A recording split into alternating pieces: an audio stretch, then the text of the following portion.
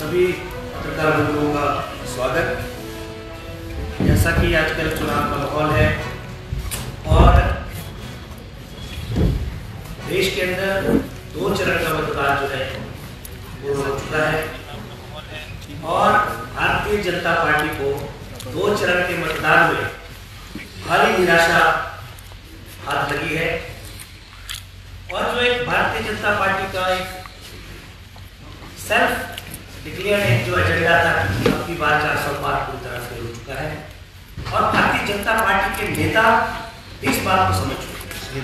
तभी आप अगर देखें तो आज तक भारतीय जनता पार्टी के राष्ट्रीय और प्रादेशिक नेता मुद्दा आधारित प्रचार नहीं करना चाहते। मुद्दों से हटकर प्रचार धर्म के नाम पर और जाति के नाम पर ले जाना चाहते हैं। लेकिन हिंदुस्तान का आवाम जानना चाहता है, हिंदुस्तान का हर बेरोजगार जानना चाहता है कि भारतीय जनता पार्टी मुद्दा विहीन होकर, मुद्दों से हटकर अलग इधर उधर की बातें करके चुनाव प्रचार को प्रभावित करना चाहती है।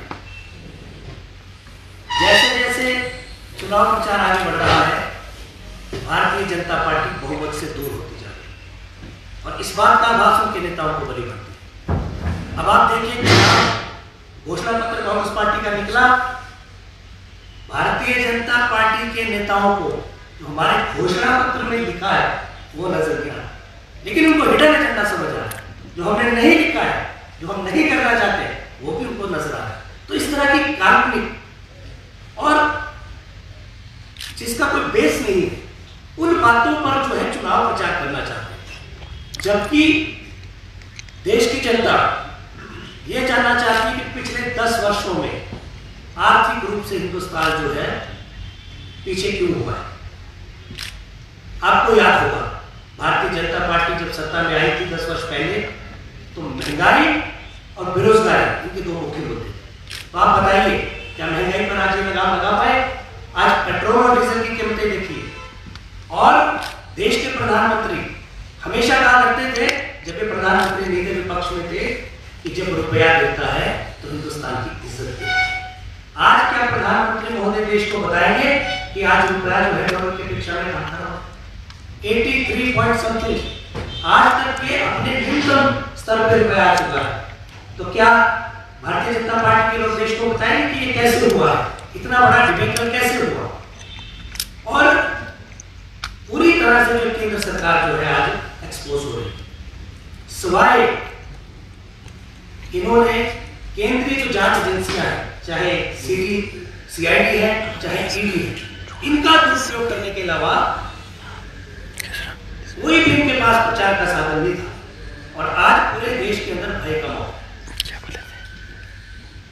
एक तरह से मैं आपको कहूं कि देश में अघोषित आपातकाल जैसी स्थिति बन चुकी है। विपक्ष के बड़े बड़े नेताओं को चुन चुन कर निशाना बनाया जा रहा है। आप देखिए कितने 2 प्रदेशों में और जो भी नेता भारतीय जनता पार्टी के खिलाफ मुकर होता है, जो भी नेता को वो अपने खिलाफ थ्रेट समझते हैं, उनके खिलाफ ईडी और सीबीआई की जांचें शुरू हो जाती है। और अब तो सारी हदें पार हो गई है, निर्वाचित सरकारों को गिराया जा रहा है कि प्रयत्न हो रहा है और मुख्यमंत्रियों को जेलों में डाला जा रहा है। तो कहने का तात्पर्य ये है कि भारतीय जनता पार्टी के पास मुद्दा नहीं है, लेकिन इन चीजों से अपने आप में सजीवनी देना चाह रहे हैं।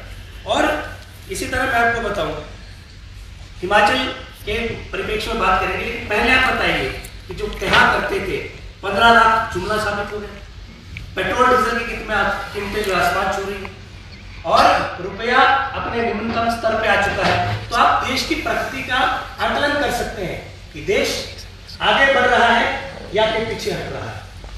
तो हिंदुस्तान में आज एक विचारधारा प्रचार कर रही है। अब भारतीय जनता पार्टी इस बात पे आ चुकी है कि अगर इंडिया गठबंधन, जिसको लगातार देश के अंदर समर्थन मिल रहा है, अगर इंडिया गठबंधन की सरकार बनती है तो ये 6 महीने चलेगी। कोई कहता है 1 साल नहीं चल पाएगी, कोई कहता है ये सरकार का जो है टर्म पूरा कर नहीं पाएगी। एक बात तो इससे सिद्ध हुई है कि भाजपा ये तो मान रही है कि इंडिया का जो गठबंधन है वो जो है सबसे बड़ी पार्टी जो है भारतवर्ष के अंदर बनकर उभर रही है। इस बात से भारतीय जनता पार्टी अब जो है संतुष्ट हो चुकी है। तभी वो कह रही है कि कभी ये नहीं चल पाएगी, तो कहने का तात्पर्य ये है कि भारतीय जनता पार्टी मुद्दा विहीन है और हम चाहते हैं कि आप धर्म की राजनीति न करके, जाति की राजनीति न करके आप मुद्दों पर आधारित राजनीति कीजिए और विकास का जो कार्यक्रम है आप अपने 10 वर्ष का जो है लेखा जोखा रखिए। देखिए, माननीय उच्च न्यायालय ने अगर कोई फैसला सुना है तो हम लोग तो न्यायालय का सम्मान करने वाले होते हैं, और अगर हमने भी उससे पहले कोई आपत्तियां उठाई तो उसके पीछे तथ्यों के साथ नहीं खड़े। और ये नहीं कि सिर्फ कांग्रेस पार्टी है, भारतीय जनता पार्टी के अलावा हिंदुस्तान की बहुत सारी पार्टियां ऐसी हैं, राजनीतिक दल है जो ईवीएम को जो है रिक किया जा सकता है। तो अब माननीय सर्वोच्च न्यायालय का कोई निर्णय आया है, 4 से 5 के बीच में आ रही है।